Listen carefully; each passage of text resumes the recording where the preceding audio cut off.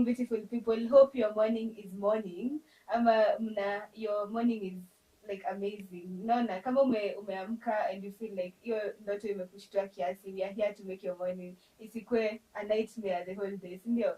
So I'm reminding you guys, today is a beautiful morning. It's a morning that you can be able to go and do something better with your life, sindio? For me, in the morning, my morning has been awesome. Nimeweza kuamka. I'm grateful to God. How about you, Carol? Mi nimekuwa poa. My morning is morning. Nasemanga morning. Yeah. Morning. My morning is morning. Leo tuko na interesting topics, I can't wait. But March imekuwa fiti. Napenda venye the whole of March tumekuwa tu a ladies affair, which is very great. I love the way umesema hiyo point, because you know March ndo tuna celebrating the International Women Day, and no wonder unaona sisi bado tuko in that mood. We're in that mood because honestly we should not be celebrating Women's Day, Women's International Day once. Let's take it to the whole March, sindio? Let's celebrate women out there. So if you're a woman out there, wewe ni msichana, a lady by any chance anyway, feel celebrated. We celebrate you here at Younib TV, and more so here at Younib Breakfast Show. Feel being a woman is good, and I love the fact that tumekuwa tukiongelelea womanhood. Yeah.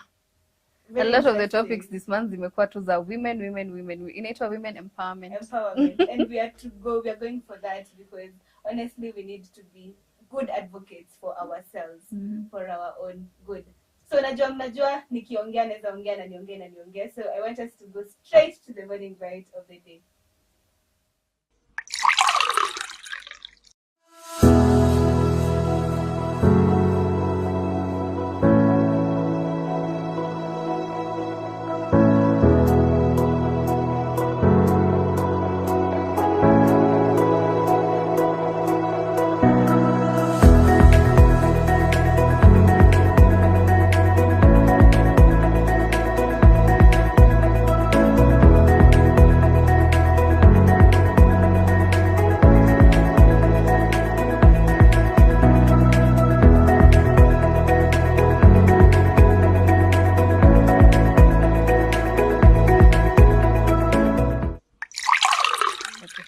Welcome back, guys. As you have seen from the morning bite, leo tunaongelea kuhusu breastfeeding.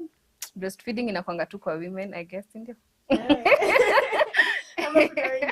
Ama kuna we kama tumekosea mtu. Yeah, we are sorry. We apologize. We apologize. Anyways, tunaongelea kuhusu breastfeeding today. I want you guys to feel informed, entertained, comfortable. Wenye mnakunywa uji leo, to shift tuende kwa chai na ka toast. Make your breakfast interesting ukisikiza hii story. We have a very wonderful, beautiful guest with us here. Leo ni ladies affair. Acha nirudie tena. Ladies affair. It's still March. I would like our guest to introduce herself. Mumjue kwanza before we start the whole conversation. Welcome. Thank you. My name is Christine Masharia. I'm the founder and lactation, or you'd call it breastfeeding specialist at Abella Health. And I'm excited to be here.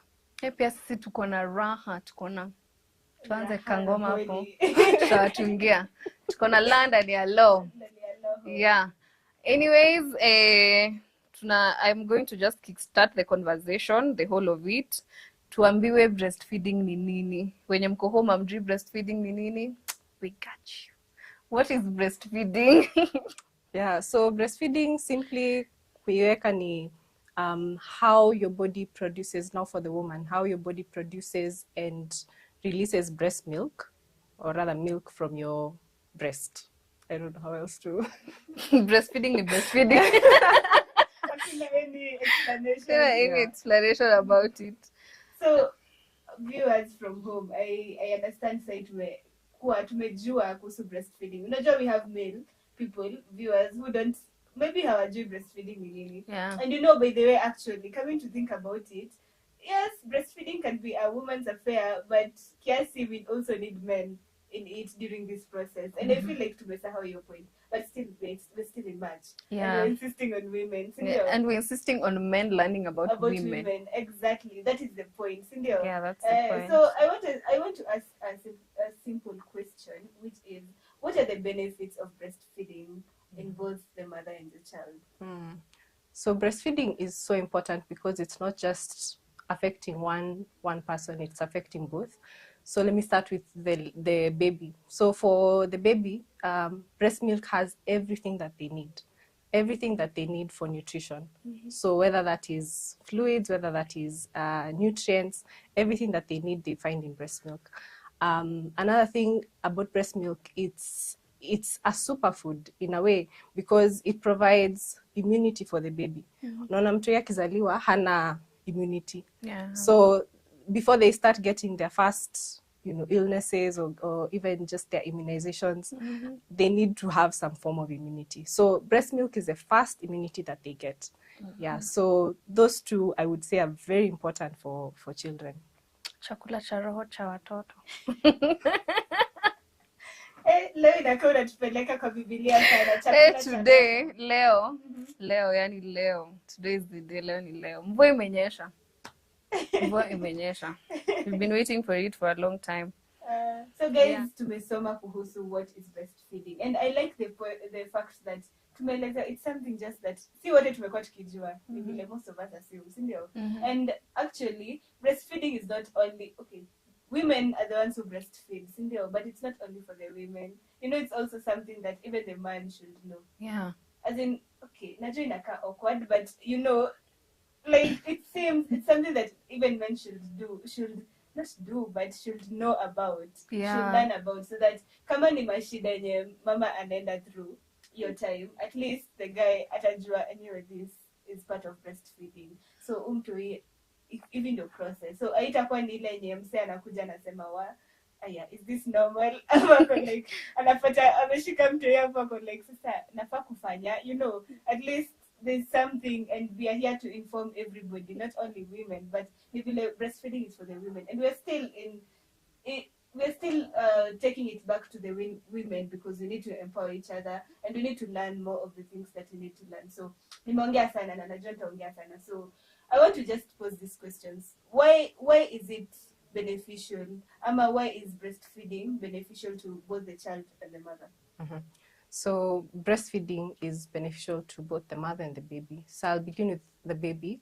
The baby gets their first immunity through breast milk. So when a baby is born, hako exposed to much, but when they're in the womb, when they come out, they have so many things that wanaweza kuwa affected nayo, viruses, infections, but they have not yet gotten, that immunity. So breast milk is very important because it gives the child the first dose of immunity. Another thing about breast milk is it's easily digestible. Sio kama kumpatia kitu kama kama uji ama kitu kama hiyo, like iko very friendly to the baby stomach. So a child, when they are on breast milk, they will rarely have issues with digestion, and the breast milk is able to be absorbed in the body and they will find everything that they need.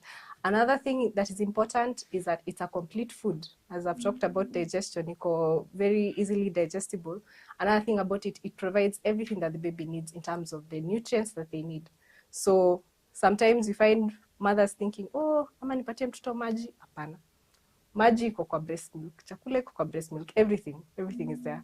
Yeah. Karo, me love the fact that tumeambiwa everything is in the breast milk. So inamaanisha breast milk iko na protein, iko na everything. Hizi vitu zenye tunatapanga kwa mrenda bado iko. And there's this, so for example, if I am the mother and I don't eat well, so sitakula protein, sitakula the right amount of food. Your breast milk bado itakuja okay for the child with all the nutrients. Yeah, amazingly, the what we eat is affects only a small percentage of how the breast milk turns out. But the major things like the carbohydrates, the proteins, the fats, hizo ni vitu zenye hata ukikula aje haziko much affected, hata calcium haziko much affected na your diet. And in that way, it kind of helps. Unless you're very, very malnourished, kama umesha kabisa, ndio sasa itakuwa shida. But if you're able to just eat a balanced diet, then it's possible for your breast milk to have everything that the baby needs. Maybe I will talk a bit more about what it benefits the mother. So for the mother, I know you've heard about, we're in an age where there's a lot of talk about depression and mental health. Breastfeeding helps bonding between the mother and the baby.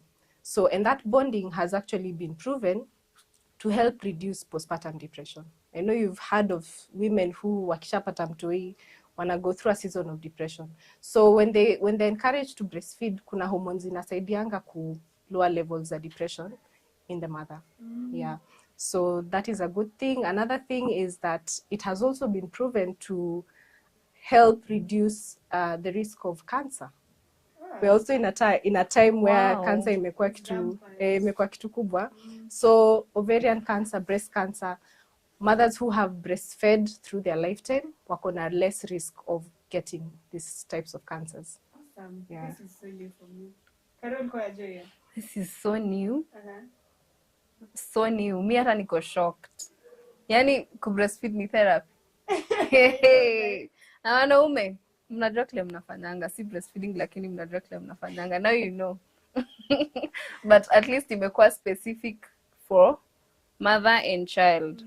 Hizi zingine zenye mnafanyanga huko nje ni Others. hiyo ni others. Others. Yani vitu zingine. So are there other benefits for the mother to the child? Like for the mother, most times tunaonanga when breastfeeding, it's most of us assume ni kwa the child, but we don't get the chance kusema haya inasaidia kwa bonding na mtoto. Hii itanisaidia pia mimi kuacha cancer, like not to have cancer at all. So what are the other benefits to the mother, if there is any? Another important benefit is that it helps with healing ya mwili yako. So when you have a baby, you know your uterus expands ndiweze kufutoshea mtoi. And now it has to go through that process ya kurudi back to normal. So when you breastfeed, your body ina producing hormones, kuna hormone inaitwa oxytocin. Oxytocin inasaidianga kurudisha your uterus shrink back to size. Because it's amazing venye inakuwa kubwa, inatoshea full human, but it needs to go back. So when you continue to breastfeed, inasaidia ku increase that chance of the healing process iende smoothly. Yeah. Another thing, it also helps with preventing of bleeding, because women, when they give birth, you know, they go through a season of bleeding. So when you continue to breastfeed, it prevents the bleeding that usually happens isikwe too much. And if isipokuwa too much, then that means that you're not at risk of things like anemia. So ni vitu zinakusaidia wewe mwenyewe. Ni vitu zenye, it's not just for your baby, but it's also for you. Yeah. Awesome. Yeah. What happens kwa watu wenye, yes, they've given birth, wako na mtoi wamezaa, but they can't breastfeed. Okay, why can't they breastfeed first of all? Na kwa nini kuwe na option ya kupea mtoto formula? Yeah, so that's a sad reality, and it happens. There are many women who have their babies na wanashindwa ku breastfeed. But I think we need to start at where are we supporting them to be able to breastfeed? Because breastfeeding, yes, is something your body prepare for, but if you don't have the adequate support, and by support I mean from the time that you have this baby, who is helping you, who is na ndio maana tunaongea about, it's not just the woman, but the family needs to come in play. Kila mtu mwenye ako around you ana need to come in play kusaidia uweze kusupport, ukwe well supported to breastfeed. Yeah, so the main issue I would say is the support. If women are supported, then they are able to know how to navigate breastfeeding, and that's why Abel exists. We support mothers, we support families to be able to help them navigate those challenges. You're here for them. Yeah. In short, she's here for you. To help you guys. Yeah, she's here to help you guys. Okay, when does breastfeeding start? Inaanzanga lini? Immediately mtoto amezaliwa, ama you can stay a little bit longer ndio breastfeed, ama hainanga time? So breastfeeding, I would say, begins even before the baby is born. And how it begins is that mwili yako inaanzanga kuprepare. It starts preparing. So the structures that are needed, the glands that produce the breast milk, they all start to be created time of pregnancy. So by the time you get to delivering the baby, then now that's when the actual removal or release of breast milk can happen. So what happens is when you give birth to your baby, unamwekelea kwa the breast, Then now akianza kusuck, that stimulation inasaidia sasa the hormones zenye zinakuwa involved in breastfeeding zianze kukick in. So that is when the process begins. But as I've said, ina begin hata before mtu ya come, because your body ina prepare for breastfeeding. Wow. Yeah. I am getting informed. Kila siku ningeanga iset kasi juu anything. But nikitoka hapa nakuanga very, very much informed. And I'm very glad, very, very glad. Ama wewe unakuanga informed? Well, as a journalist, you need to get a little bit of information. But I feel like hearing it from a perspective of a person who has done this, it makes me see enyewe sikuwa najua kuna vitu zenye tuli assume tunajua, but we actually don't know about it. Now, ametaja about family.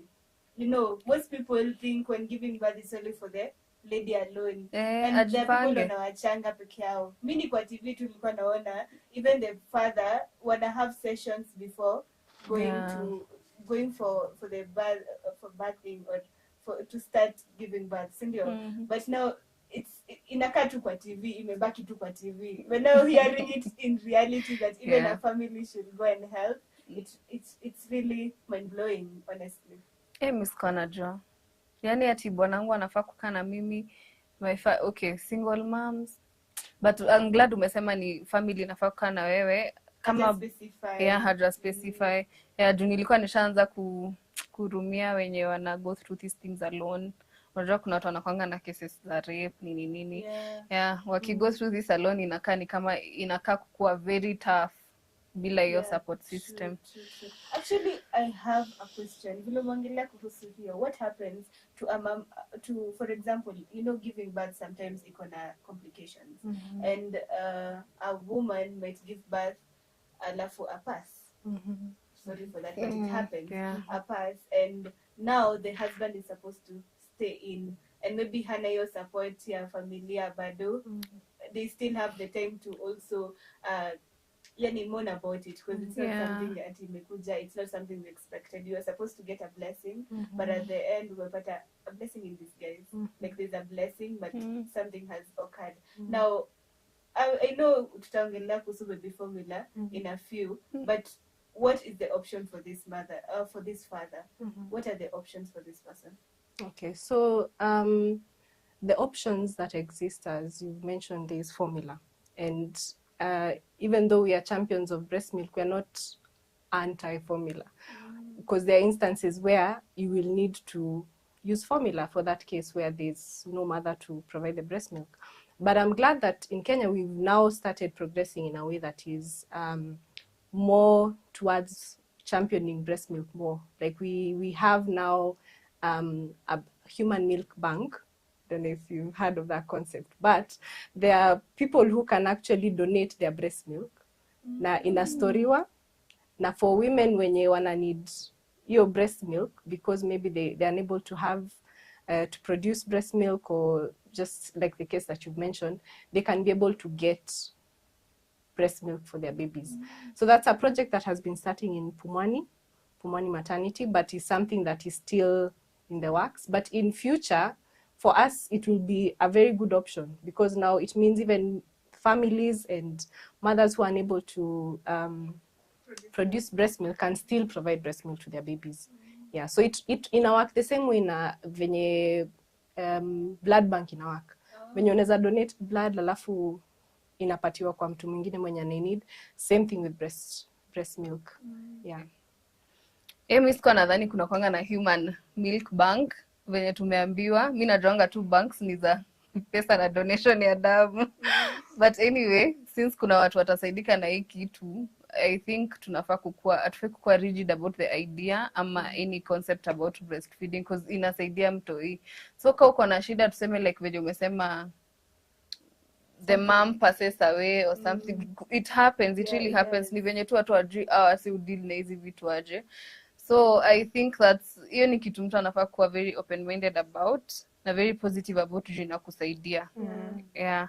And on that note, we are going to take a short commercial break. We will be right back.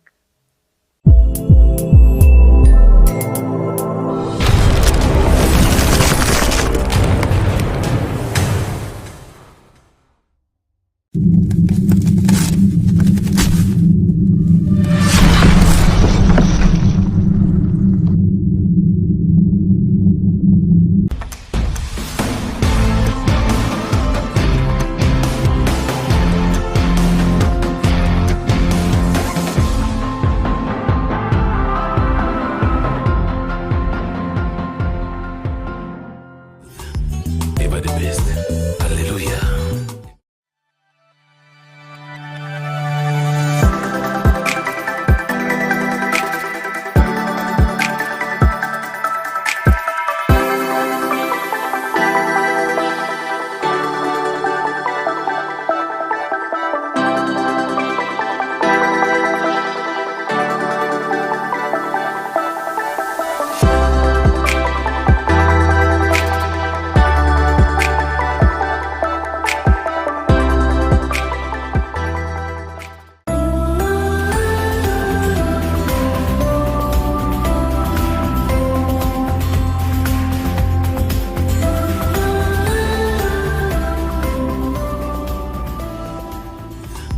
Ever the best.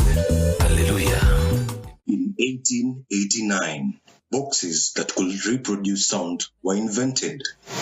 Forget about history. Younib Music Studio is equipped with the latest technology and staffed with experienced sound engineers who will make your experience fun, engaging, groovy, and fulfilling as your music dreams become a reality. We offer music recording, commercial adverts, schizo tunes, podcast, and voiceovers. We are located in Cycle along Kangondo Road, and you can also reach us on our social media platforms on Younib TV on Instagram and Younib Media on Facebook, or call us on 0719144144. Younib, ever the best.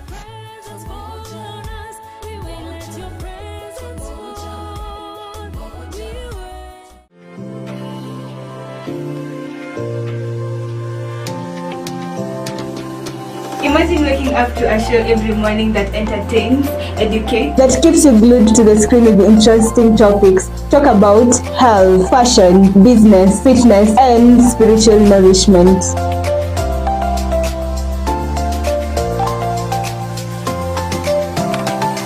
Whether you're enjoying your cup of coffee, tea, milk, amaka uji, Younib Breakfast Show is the place to be. Every Tuesday and Wednesday at 8:30 a.m. with me, Penina Washara, here on Younib TV.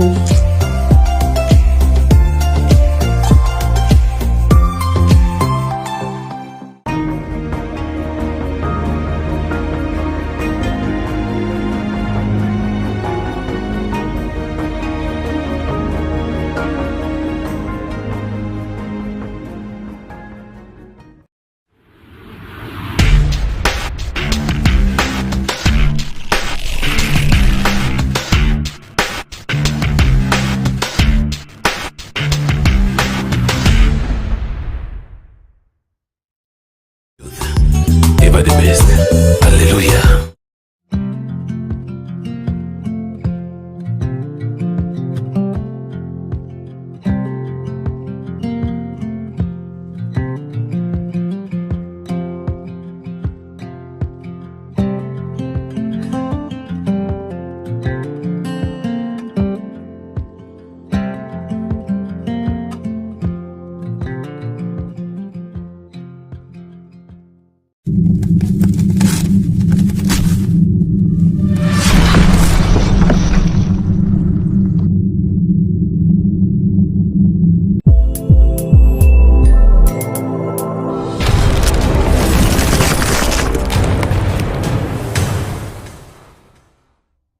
So guys, welcome back to the Younib Breakfast Show, and today we are talking about breastfeeding, and I'm sure to go enlightened on matters breastfeeding. So before the break, tumeongelelea what is breastfeeding, tukajua the benefits of breastfeeding to both the mom and the child. That tumeona by the way, when the mom has a lot of benefits. It's just that we've been assuming tumekuwa tukiangalianga the child's side sana. But then again they make it look so normal. Yeah. Ni kama hakuna kitu ina happen, ni maziwa tu, story inaisha. Yeah. But I feel like we also need to think about this and be talking about it when we talk about women, sindio? And it's awesome.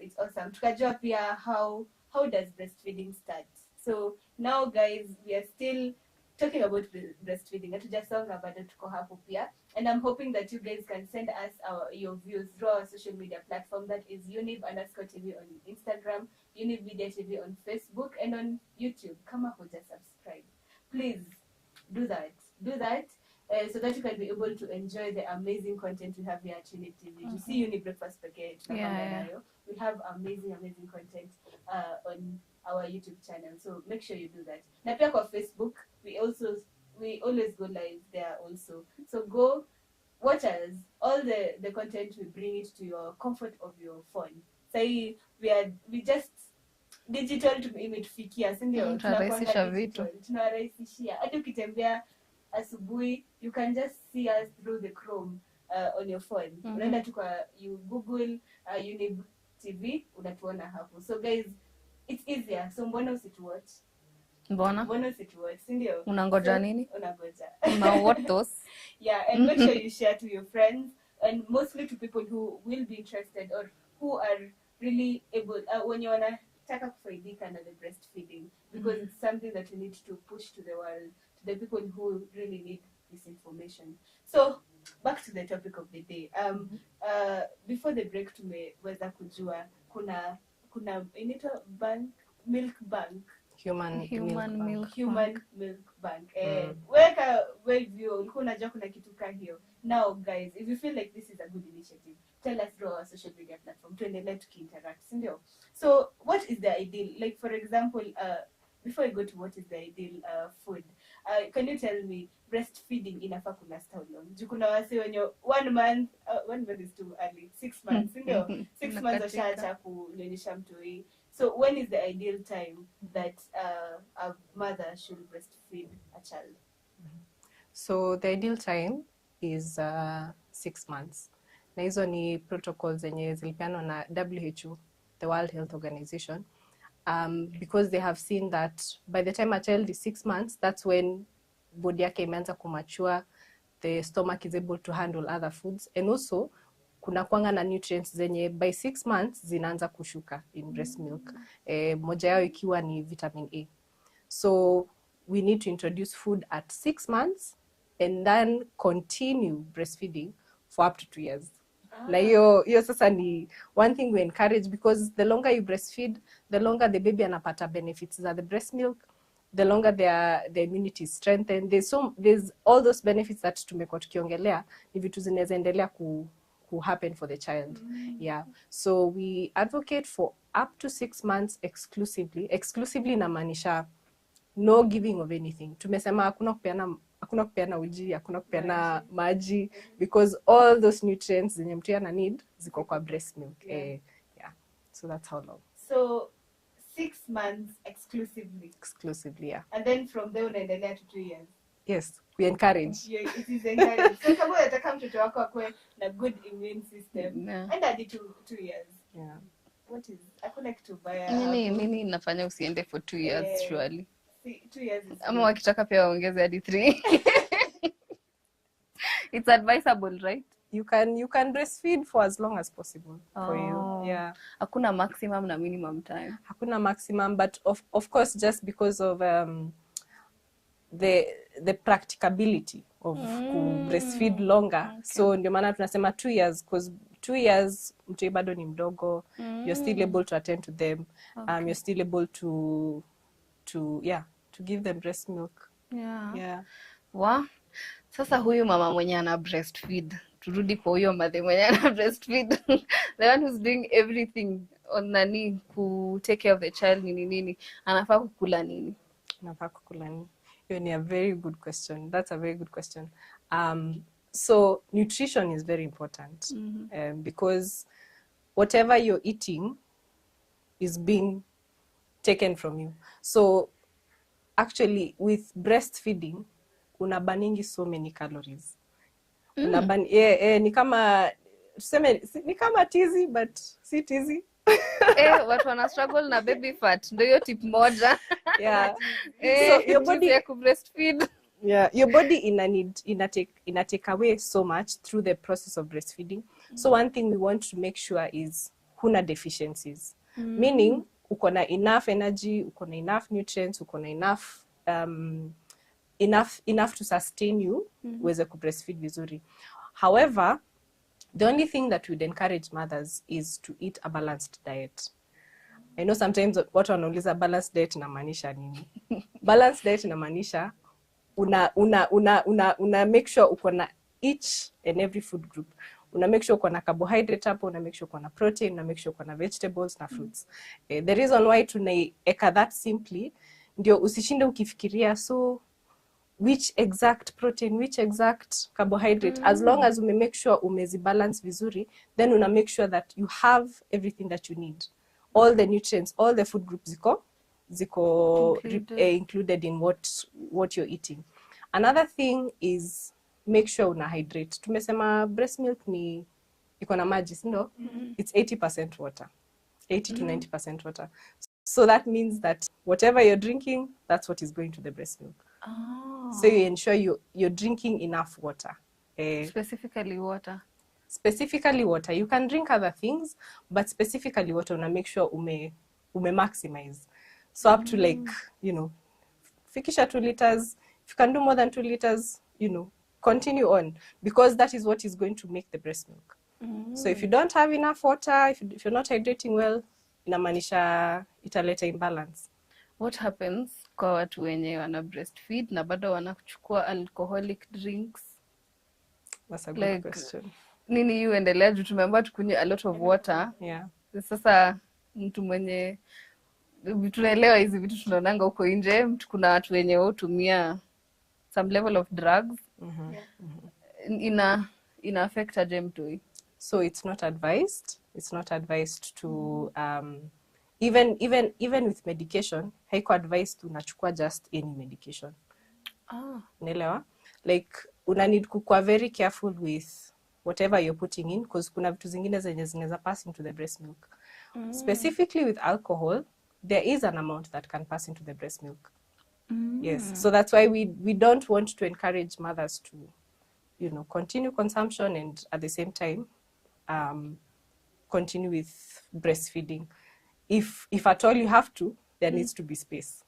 Or if you have to drink, yes, unafaa to take like a little amount of alcohol, ama tuachane tu nayo kabisa. Tuachane tu nayo, because now we'd go back to the science of what happens. But then what I'd say simply ni avoid it if you can. Highly avoid it. The same way during pregnancy, mothers are told to avoid usage of drugs and excessive use of madawa. So una make sure una avoid hizo vitu kwa sababu huko sure ni nini inapita kwa breast milk na utaki ku affect mtu. Yeah, so that's what we'd advise. Yeah. Wow. Awesome. So if you're a mother and you're breastfeeding, alcohol to pambaje, sindio? I feel like I did the 9 months, you were not taking alcohol. So ushazoea by then. So there's no need of you having your child with unnecessary things. It's unnecessary, sindio? And funny thing is we are having a trend nowadays that kuna wazazi. You see most times people are employed. Na wakipewa leave, maternity leave, wanapewa for 3 months. Am I right? Yeah, it's 3 months. And so we are supposed to give a child exclusively 6 months.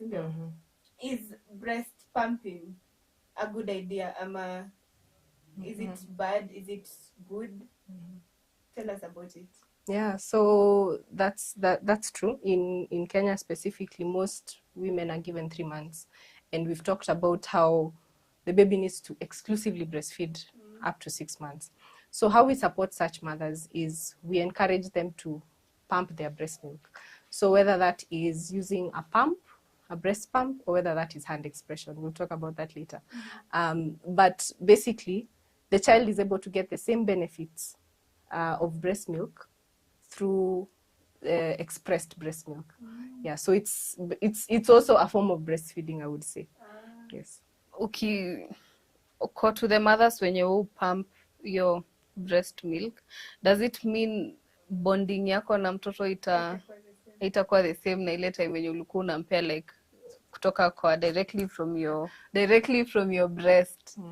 Your time, like, is it kuna ka effect, kuna venye atakuwa affected nayo, like sana the bonding part?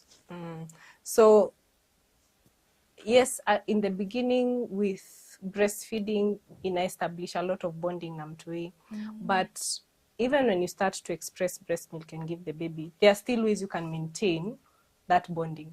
So there's what we call skin to skin. Skin to skin is basically unachukua mtoi ukimwekelea hapa kwa chest.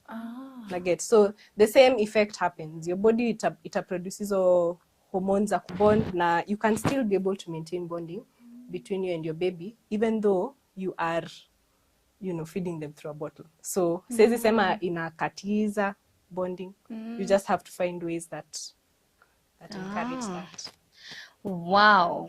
I am really learning. Umesema hiyo skin to skin. So for men, ama for the husbands, that is how now they bond with the children. So see, okay, it makes sense. Si kwa movie peke yake.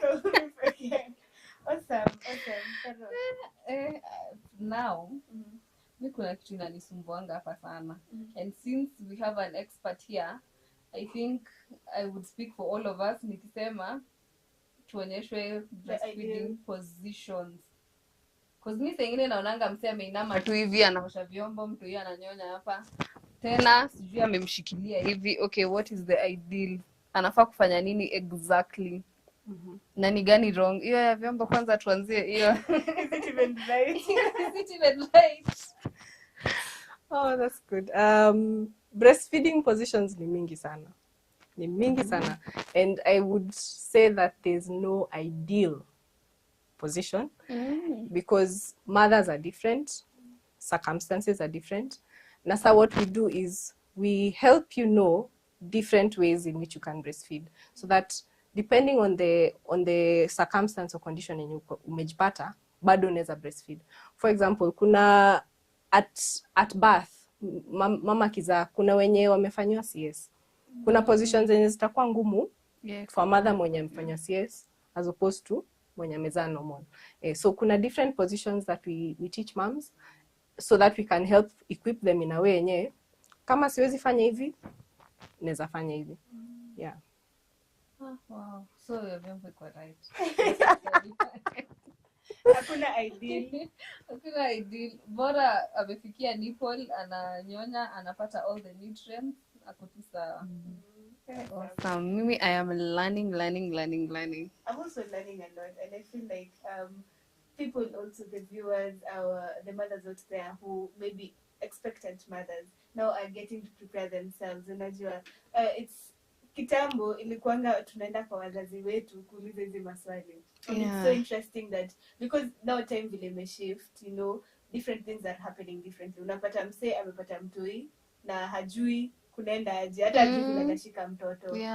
Anashtuka tu haya niko na mtoto, so what am I supposed to do from here? Kwanza hapo tuna go back to the support from family. Yeah. Because huyu msee amepata akona tuseme ball, ako pregnant, hajui to go about it. Time yake yote ya pregnancy kuanzia the first month to the 9th month, wazazi hawamtaki, amekuwa like juu probably ameget pregnant akiwa young.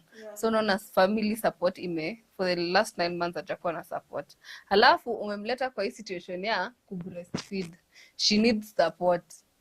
Haizi rudi back kuuliza wale wase wenye walimtenga ati nafaa kufanya je kitu na probably ana struggle. So I think we are doing a nice job. We are here to inform props to ourselves. We are here to inform you guys and to make you guys learn more about this conversation. And I feel like it's something that we need to keep on doing and talking about it, because nowadays it's so rampant to see young people getting pregnant. And most times, like most parents are into that. We are not advising people to go for early pregnancy, but it happens sometimes, and we cannot say endo wabutu mtoi. We actually uweke huo mtoto ndo ujue, you grow up with a child, sindio? So, and this is the place where you can be able to learn this. Na Bella pay iko hapa. Like you can just contact her, ujue huku kunaendanga aje. Get the support from other people if not family. So guys, as we are thinking about this conversation, as tunaendelea kufikiria about all this conversation of breastfeeding, I want us to take this short commercial break, and we'll be back with more in matters breastfeeding. Don't touch that dial. We'll be right back.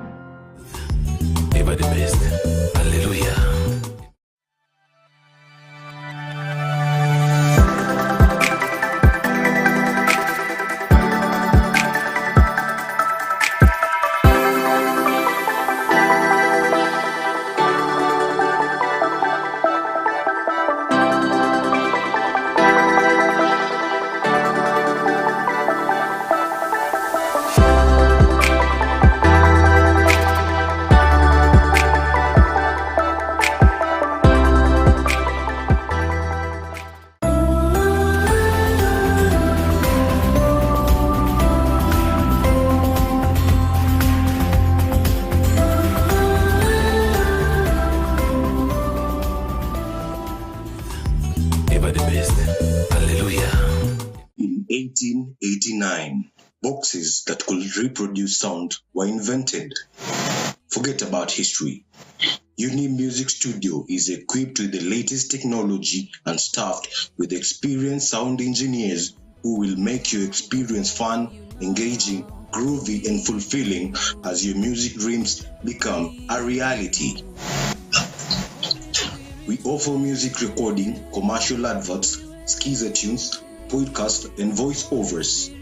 We are located in Syker along Kangondo Road, and you can also reach us on our social media platforms on Younib TV on Instagram and Younib Media on Facebook, or call us on 0719144144. Younib, ever the best.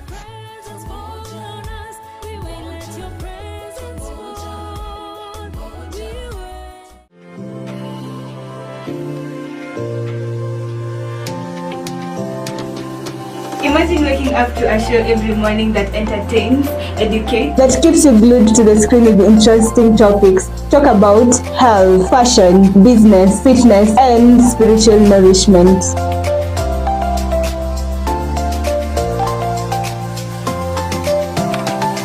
Whether you're enjoying your cup of coffee, tea, milk, amaka uji, Younib Breakfast Show is the place to be. Every Tuesday and Wednesday at 8:30 a.m. with me, Penina Washara, here on Younib TV.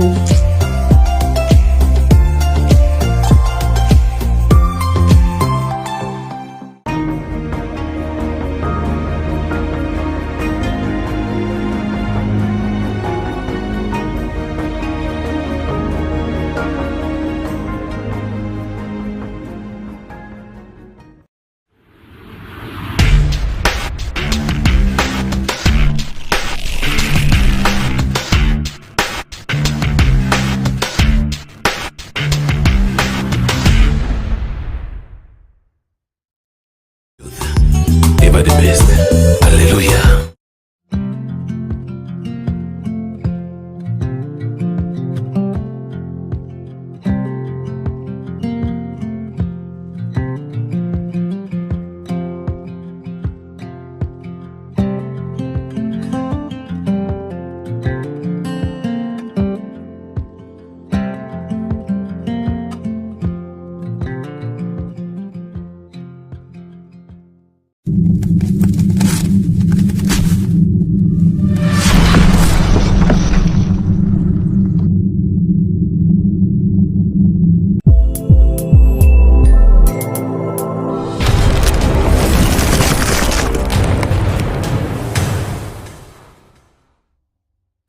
Karibuni tena guys to the Younib Breakfast Show.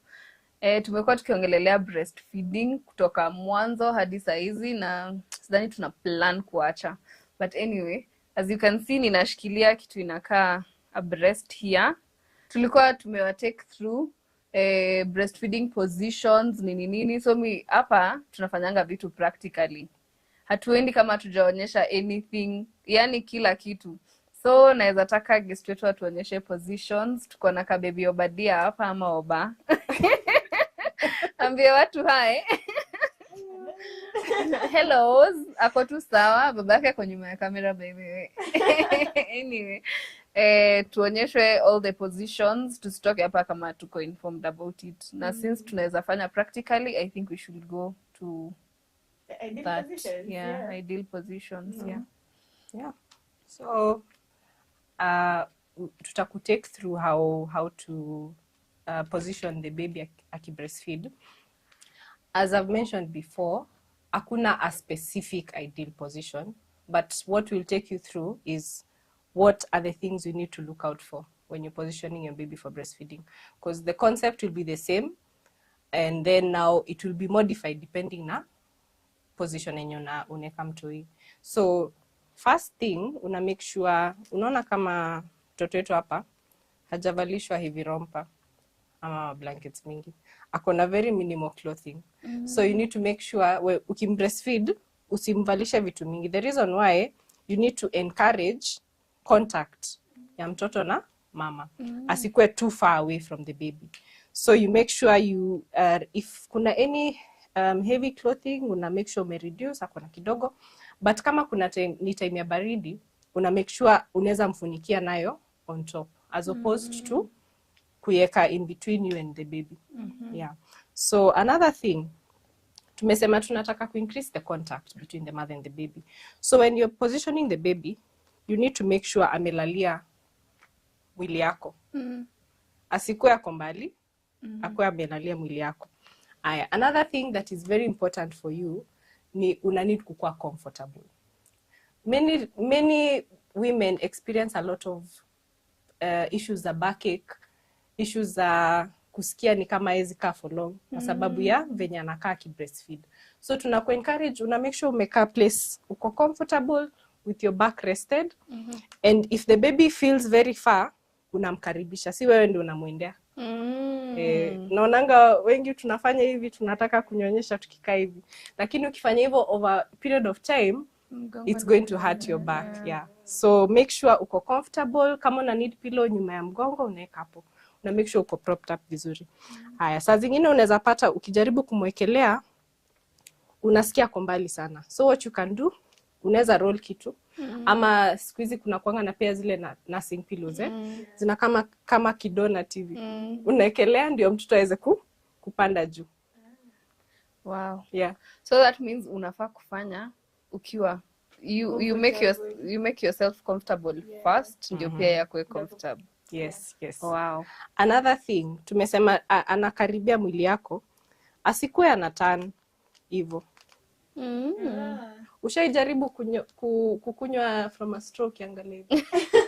That's exactly the awkward position yenye mtoto wako kama mwili yake ina face one side. Hivyo. Mwili yake ina face one side na kichwa ina face another side. So na make sure unamturn in a way yenye the head na mwili iko streamlined. Ndio asikuwe pia ana struggle sana kumeza. Yeah. So those are the basic things that we need to know, because hizo vitu ndogo zinakaa ndogo lakini over time zina influence whether utaweza ku breastfeed for longer, whether mtoto atapenda ku breastfeed ama atachukia ku breastfeed. Yeah. Wow. Sasa mimi napenda vile tumefanya practically. Yes. So that's what wasiseme tumeambiwa to ideal position, and you know the way people love things practical. Yeah. Ukiambia Karo nimekuja nimekwambia hii ndio ideal position verbally, and then nikuache, and then nenda kwa mwingine nimwambie verbally na nimfanyie na action, and atashika poa. See the person mwenye amefanyia pia both of them, and I feel like this is what you have brought here, sindio? So we are still talking about breastfeeding, and I feel like this is awesome. Mimi I've gotten educated. Some of us hatukuwa tunajua kushika mtoto tunamshikaje. Wengine hatukuwa tunajua you are supposed to be comfortable, because mimi nimezoea nikionanga tu watu wanapatanga like kumbe they end up hurting their back unknowingly for some, right? Yeah, yes. So it's beautiful that we've been able to learn this, and I feel like tunachukua notes, ndio tuko na notepad tunaandika notes, tunasema this is what I'm supposed to do. Ukiona rafiki yako mwenye amejifunza kuhusu breastfeeding ama ameanza ku breastfeed, unamwambia ukimwona amekaa hivi unamwambia hapana, unajiumeza. Let me tell you. I like this. Kaa hivi, make sure you're comfortable. Unataka kapilo, let me make you comfortable. Such kwa mtoto, and it is even better for you guys. It's like a bonding session. Yeah. So we're still in this conversation. Naweza taka kujua sasa, you know, in everything kuna kuanga na myths na misconceptions. So what are the myths and misconceptions of breastfeeding? Yeah, one common myth ni the size of your breast ita influence kama utakuwa na milk kama utakuwa na milk. I've heard that a lot.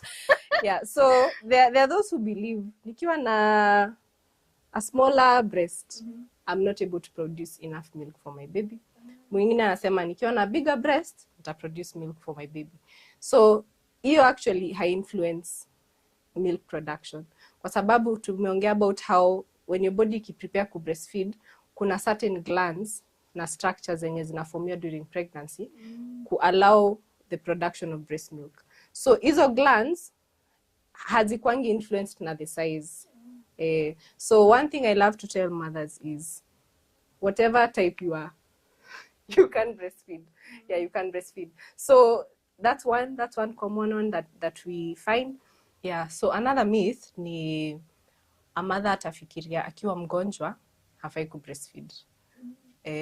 But that's a thing that, as tumeongea about breast milk mwanzoni, tuko na talk about how breast milk ina provide antibodies zenye zinapatia mtoto immunity. So hata wewe ukiwa mgonjwa unafaa kuendelea ku breastfeed. The reason is, as you're breastfeeding, mwili yako already kona antibodies za kufight. For example, kama uko na homa, ziko na hizo antibodies za kufight homa, so already unapatia mtoto protection hata before apate hiyo homa. Yeah. Another thing, tumeongea about milk, tumeongea about water. Sometimes mtoto akiwa mgonjwa anaambiwa nini? Mpatie maji kidogo. Tumbo inauma, mpatie maji kidogo. But we've said that breast milk is 80% water. Meaning that if this child is dehydrated, kama akona ana diarrhea ama kuvomit ama nini, ana lose fluids za mwili, the best way to replenish that is through breast milk. Yeah, so those are common things. Kuna communities ambazo believe that the first milk yenye inakanga yellow. It looks, we call it colostrum. Inakaa yellow, it's thick, it's not a lot. So many people believe that that is not sufficient for the child. Ama wana believe that ni kitu inakaa, yani venye inakaa sio maziwa juu. Venye tunazoea maziwa, tunajua maziwa ni white, sindo? So ikitoka ya kwanza uko like, hii si maziwa kweli. Yeah, ini chafu. So there are people who actually discard that. Yet hiyo ndio inakuanga na the best immunity for the baby. So we encourage mothers, ikikam, una make sure the child from the day one ana have the colostrum, alafu sasa ikiendelea ikiprogress inakuwa sasa ina change color, inakuwa white in color, they continue breastfeeding. Yeah. Speaking of colostrum, there is this, kuna hii watu wenye wanaishi Ocha ama watu wenye wanafuga ng'ombe. Tuseme ng'ombe yenu imezaa, unaweza pea mto hiyo colostrum, like is it the same, itamu affect ama is it just okay? It's not the same. Breast milk and cow's milk, goat milk, whatever milk hazifanani. Ziko very different. Na ni kwa sababu breast milk was created for humans. Okay? Na hiyo ingine was created for animals. So huwezi interchange. Another thing I find also is a myth, or rather misconception, is mama akizaa unexpect the first day maziwa inatoka kama lita 5 ama lita, like inatoka mingi. And the truth is the supply yako inaendanga ikigrow venye mtoto wako ana grow. So mtoto akiwa one day ana need only about 5 to 7 ml per feed. Hiyo ni kama unaona kijiko yenye unapatia mtoto dawa zenye wanapeangwa na dawa, that 1 spoon per feed. Yes, ana breastfeed many times, but that's the capacity ya tumbo yake at 1 day old. So unaona, unaweza kuwa unadhani huna maziwa, unaangalia unaona inatoka kidogo, but inatoka what is enough for the baby. And as the baby continues to grow, supply yako inaendelea iki-increase. So by the time anafika Obadia hapa tuseme hapa kwa 3 months. Ako 3 months inatoka kiasi yenye inaweza msustain. Yeah. So for moms, I like to encourage them, don't be worried. When you find that in the initial days ukona very little milk, we encourage you to continue breastfeeding, because as you continue breastfeeding, your supply inaendelea kugrow. That is beautiful. Mr. Najua that the body has a way of also evaluating. Inajua mtu yeye anataka what amount. Tunaambiwa we are fearfully and wonderfully made. Yani Mungu alicheza kie kabisa. Do something like that, hiyo ni shocking. Yeah. Like to me, sikuwa nafikiria, sikuwa informed about those things. So I feel ni kama okay, you've happened hivyo. But anyway, let's go to the disadvantages. Kuna any disadvantage ya ku breastfeed ama it's all just good things? There is no disadvantage that I know of. Na sisemi hivyo just because I'm a champion for breastfeeding, but it's because research imeonyesha hakuna. There's no disadvantage towards breastfeeding. The more we support mothers, the more we encourage them to breastfeed, the better it is for them, the better it is for their babies, the better it is for society and even our economy. There's so much that we can talk about when it comes to benefits, but disadvantages, there's no major disadvantage with breastfeeding. Yeah. That's one good thing. So, one straight up good thing. Yeah, like ile nyata ina a little bit of Imagine. a disadvantage. Hii ni ile unaambiwa tu you have it. Tumia yani to Lord. Sindio. So what are the challenges that mothers face during breastfeeding? So we've talked a lot about support. Na ni kitu moja we need to keep talking about. Kwa sababu if we are not supporting mothers, then they are not able to breastfeed. So one thing I'll say is the lack of adequate support. Na tumesema support is from so many quarters. For example, kwenye anafanya kazi nyumbani, her community. So those are things zenye tuna need to make sure we are supporting mothers in the proper way, so that they know how to initiate breastfeeding, wajue how to position a baby, wajue how to start the process, and even as they transition back to work, wajue how to continue breastfeeding. Yeah, so we find that that is a major challenge for mothers. Yeah, support. So we need to support each other, sisi wote. Like hata kama umejua there's a friend of yours mwenye anaenda through the motherhood, unajaribu tu kumwambia leo acha nikuje nikusaidie, because as we started ulikuwa umesema there's depression mostly, and it occurs also to a lot of mothers because maybe of support. I'm not sure it's because of support, lack of support can contribute to it. Yeah, so when we talk about supporting mothers, ni kujaribu ku reduce the risks of depression. Yeah, because now when they're able to be supported, then they're able to breastfeed. Then breastfeeding in our idea even in the aspect of their mental health. Yeah. Speaking of support pia, working moms mkirudi kwa offices zenye wanapeananga maternity leaves, hizi nasikia mpaka kuna paternity. But wamepewa is it 2 weeks? Ni lesser period. Hizo offices venye tu kuna kuanga na disability washrooms with people of disability, female, male, kunaweza kuwa na karoom kenye lactating anaweza enda hapo a pump, or kama anaweza ruhusiwa kuleta mtoto wake kwa ofisi lunchtime ama whatever period akona akimbie nyumbani, like lunch yake ikuwe a little bit more, and breastfeed the child, na pia maybe a pump. Juu kitu ina disadvantage, wacha ni wafanye. And it's natural. And the support will go a long way, a long way. So is there any other challenge? It's because support transitions, sometimes for certain women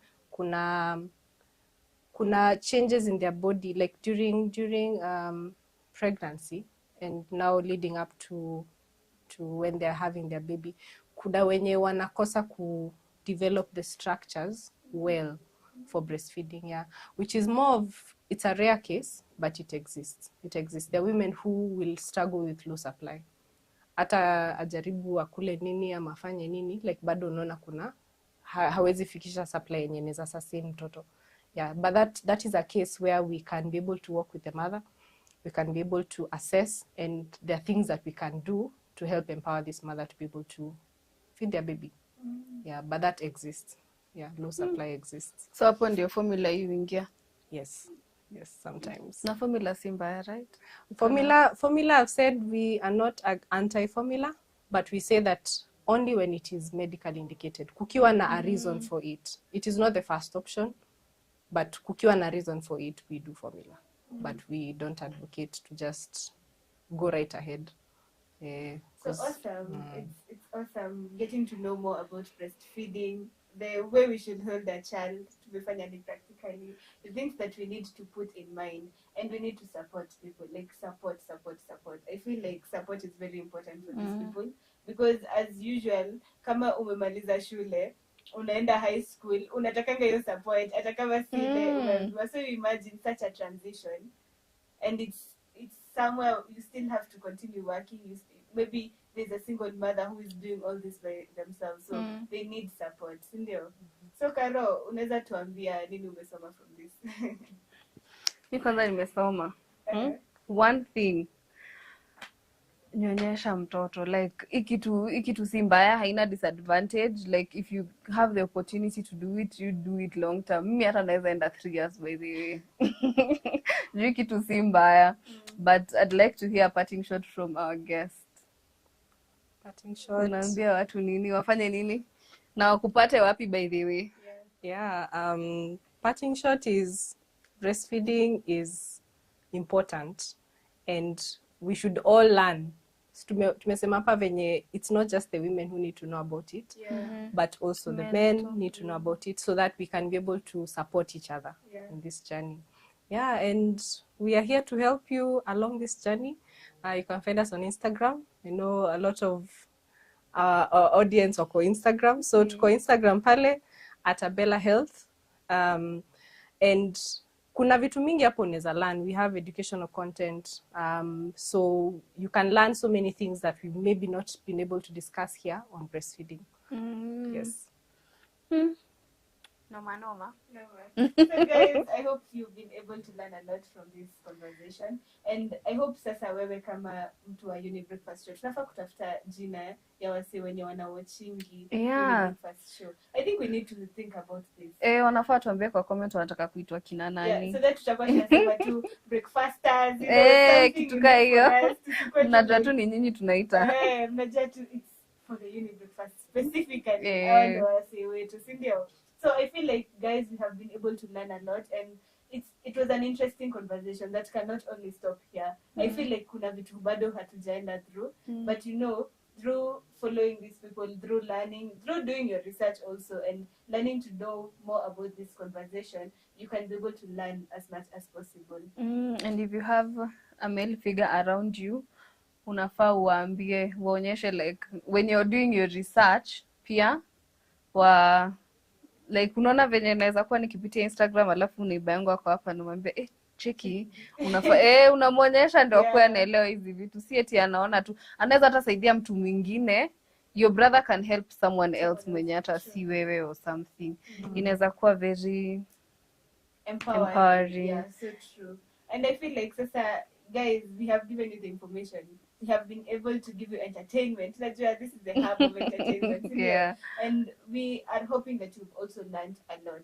So guys, this is the Younib Breakfast Show. I hope mmesoma. Like breastfeeding is a conversation we need to continue. So through our social media platform, tuendelee kuuliza maswali. If you're a mom, if you're a dad also, or if you're somebody who's just curious to know more about breastfeeding, send us your questions, send us your views, tuambie, then tutaziangalia, si ndio?